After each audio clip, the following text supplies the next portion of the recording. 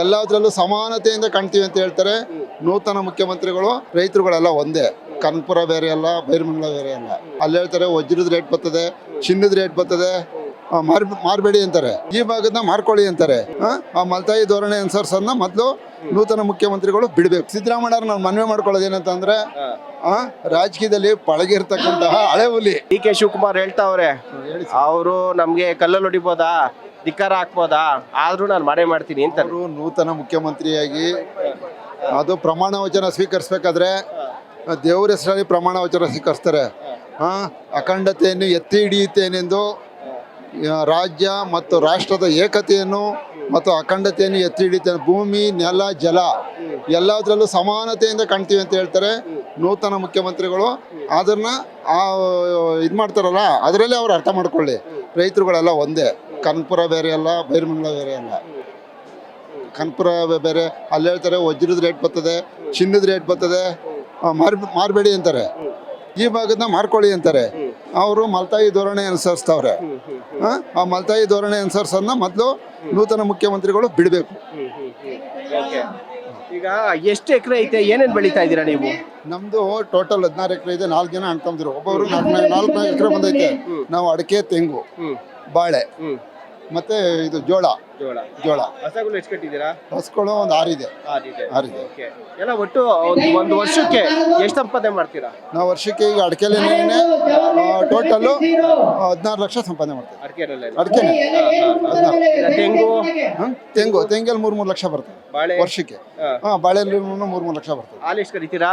ಹಾಲು ಕಡಿಮೆ, ಯಾಕೆಂದ್ರೆ ಇವೆಲ್ಲ ಮೇಂಟೈನ್ ಮಾಡ್ಕೊಂಡು ಹಸುಗಳು ಕಡಿಮೆ ಇದೆ. ಮನೆ ಮಟ್ಟಿಗೆ ಮಾಡ್ಕೊಂಡು ಗೊಬ್ಬರ ಆಗುತ್ತೆ. ಆ ಗೊಬ್ಬರನೇ ಈಗೆಲ್ಲ ಉಪಯೋಗಿಸ್ತಾ ಇದ್ದೀವಿ. ಈಗ ಪಕ್ಕದಲ್ಲಿ ಒಂದು ಟೆಂಟ್ ಆಗೈತೆ ನೆನ್ನೆಯಿಂದ, ಅವರೆಲ್ಲರೂ ಕೂಡ ಇಲ್ಲ ನಾವು ಕಟ್ತೀವಿ ಅಂತ. ಅವರು ಹೊರಗಡೆಯಿಂದ ಕರ್ಕೊಂಡು ಬಂದು ಇಲ್ಲಿರೋರು ಯಾರಿಲ್ಲ, ಬರೀ 5% ಅಷ್ಟೇ, 10% ಇರ್ಬೋದು. ಇನ್ನು 90% ನಾವು ಕೊಡಬೇಡ ಅನ್ನೋರು. ಅವ್ರು ಬೇಕು ಅನ್ನೋರು ಒಂದು 10% ಇದ್ದಾರೆ ಅಷ್ಟೇ. ಏನ್ ರಿಕ್ವೆಸ್ಟ್ ಮಾಡ್ತೀರಾ ಕುಮಾರಸ್ವಾಮಿ ಅವ್ರಿಗೆ, ಇವ್ರಿಗೆ ಯಾರಿಗೆ, ಡಿ ಕೆ ಶಿವಕುಮಾರ್ ಅವ್ರಿಗೆ? ಡಿ ಕೆ ಶಿವಕುಮಾರ್ ಅವ್ರಿಗೆ ಹೇಳೋದಂದ್ರೆ ಇದನ್ನ ಡಿನೋಟಿಫೈ ಮಾಡಬೇಕು, ಅಕ್ವೈರ್ನ ಕೈ ಬಿಡಬೇಕು. ಇಲ್ಲಿ ಫಲವತ್ತಾದ ಭೂಮಿ ಇದೆ, ಪರಿಸರ ಹಾಳಾಗುತ್ತೆ, ಒಳ್ಳೆ ನೇಚರ್ ಇದೆ. ಈ ನೇಚರು, ಈ ಪರಿಸರ ಇದೆ. ದನಗಳು, ಕರುಗಳು, ಹಸುಗಳು, ಎಮ್ಮೆ, ಕುರಿ ಎಲ್ಲ ಇದೆ. ಪ್ರತಿಯೊಂದು ಸಂಪತ್ತನ್ನ ನಾಶ ಮಾಡಬಾರ್ದು. ಅಲ್ಲೇ 1.5 ಲಕ್ಷ ಸಸಿ ನೆಡ್ತೀನಿ ಅಂತಾರೆ. ಆ 1.5 ಲಕ್ಷ ಸಸಿ ಅಲ್ಲಿ ನೆಡ್ತೀನಿ ಅಂತಾರೆ. ಇಲ್ಲಿ ಎಂತ ನೇಚರ್ ಇದೆ. ಮಲೆನಾಡು ಏನು ಮಾಡೋಕ್ಕಾಗಲ್ಲ ಸ್ವಾಮಿ, ಅಂತ ನೇಚರ್ ಇದೆ. ಈಗ ಸಿದ್ದರಾಮಯ್ಯ ಅವರು ಇದ್ರು ಮುಖ್ಯಮಂತ್ರಿ ಆಗಿ, ಅವಾಗೇನು ಅಷ್ಟೊಂದು ಇದು ಐಪ್ ಪಡ್ಕೊಂಡಿರ್ಲಿಲ್ಲ. ಸಿದ್ದರಾಮಯ್ಯ ಅವರು ಇಳ್ದಾದ್ಮೇಲೆ ಇವಾಗ ಬಂದ್ಮೇಲೆ ಇದು ಜಾಸ್ತಿ ಮಹತ್ವ ಪಡ್ಕೊಂಡು ಫಾಸ್ಟ್ ಆಗಿ ಕೆಲಸ ಆಗ್ತಿದೆ. ಬಟ್ ಸಿದ್ದರಾಮಯ್ಯ ಅವ್ರದ್ದು ಇನ್ನೂ ನಡೆಯುತ್ತೆ. ಅವರು ಕೂಡ ರೈತರಾಗಿದ್ದರು. ಸಿದ್ದರಾಮಯ್ಯ ಅವ್ರು ಮನ್ಸು ಮಾಡಿದ್ರೆ ಇದನ್ನ ತಡೆ ಹಿಡಿಬೋದಾ? ಈಗ ನಾವು ಸಿದ್ದರಾಮಯ್ಯ ಅವ್ರನ್ನ ಮನವಿ ಮಾಡ್ಕೊಳ್ಳೋದೇನಂತಂದ್ರೆ, ಈಗ ಅವರು ಬೇಡಪ್ಪ ಅಂದ್ರೆ ಬಿಟ್ಬಿಡ್ತಾರೆ. ಅವರು ಈಗ ಅವ್ರ ರೈಟ್ ಹ್ಯಾಂಡ್ ಇವರು. ಅವ್ರೊಂದ್ ಮಾತು ಹೇಳಿ ಇವ್ರು ಬಿಡ್ತಾರೆ. ಅವ್ರ ಮಾತು ಕೇಳ್ತಾರೆ. ಸಿದ್ದರಾಮಯ್ಯ ಏನ್ ಹೇಳ್ತೀರಾ ನಮ್ಮ ಮೂಲಕ?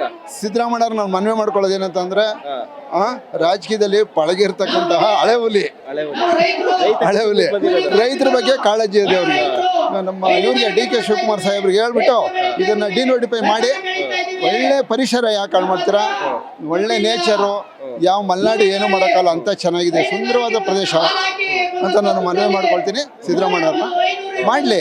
ಏನು ಗೊತ್ತಾ ಥ್ರೂಔಟ್ ಕರ್ನಾಟಕ ಎಷ್ಟು ಜಿಲ್ಲೆ ಇದೆ, ಅಷ್ಟು ಜಿಲ್ಲೆನೂ ಮಾಡಲಿ. ಕೆ ಡಿ ಬಿ ಮಾಡಲಿ, ಲೇಔಟ್ ಮಾಡಲಿ, ಎಲ್ಲ ಮಾಡಲಿ. ಈ ಸರ್ಕಾರಿ ಜಮೀನು ಏನದ ಅದರಲ್ಲಿ ಮಾಡಲಿ. ಇದನ್ನ ಭೂಮಿನ ವಸಪಡಿಸ್ಕೊಂಡು ನಾವೆಲ್ಲ ಹೋಗೋಣ, ಮಾಡಲಿ. ಎಲ್ಲ ಜಿಲ್ಲೆ ಇದೆ. ಕಲ್ಯಾಣ ಕರ್ನಾಟಕ ಇದೆ, ಕರಾವಳಿ ಕರ್ನಾಟಕ ಇದೆ. ಪ್ರತಿಯೊಂದು ಜಿಲ್ಲೆಯಲ್ಲೂ ಮಾಡಿದ್ರೆ ಬೆಂಗಳೂರಿಗೆ ಯಾಕೆ ಬರ್ತಾರೆ ಜನ? ಬೆಂಗಳೂರು ಬಂದು ಯಾಕೆ ಸಾಯ್ತಾರೆ ಇಲ್ಲೇ ಪಕ್ಕದಲ್ಲೇ ಗಾಣಕಲ್ಲು ಎಷ್ಟು ಲೇಔಟ್ ಖಾಲಿ ಇದೆ ಗೊತ್ತಾ ಬೇಜಾನ್ ಲೇಔಟ್ ಖಾಲಿ ಇದೆ. ಅಲ್ಲಿ ಮಾಡಲಿ ಬಿಡಿ. ಹಿಂದೆ ಕೆಂಪೇಗೌಡ ಲೇಔಟ್ ಇದೆ, ಎಷ್ಟು ಲೇಔಟ್ ಇದೆ ತುಂಬಾ ಲೇಔಟ್ಗಳಿದೆ. ಇವರು ಏನ್ ಗೊತ್ತಾ, ಬೇಗ ದುಡ್ಡು ಮಾಡ್ಕೋಬೇಕು, ಬೇಗ ಹೊಂಟ ಬಿಡ್ಬೇಕು ಅಷ್ಟೇ. ಟೈಮ್ ಕಡಿಮೆ ಇದೆ, ಮಾಡ್ಲಿ. ಇವರು ನಮ್ಮ ನೂತನ ಮುಖ್ಯಮಂತ್ರಿಗಳನ್ನ ಕೈ ಮುಗಿದು ಕೇಳ್ಕೊಳ್ಳೋದು ಏನಂದ್ರೆ, ನಂಬರ್ 1 ಮುಖ್ಯಮಂತ್ರಿ ನಿಲ್ಲಿಸ್ಕೋಬೇಕಾದ್ರೆ ಇಡೀ ಕರ್ನಾಟಕದಲ್ಲಿ ಎಷ್ಟು ಜಿಲ್ಲೆ ಇದಾವೆ ಅಷ್ಟು ಜಿಲ್ಲೆಲೂ ಬಡವ್ರು ದಾನ ಮಾಡ್ಲಿ.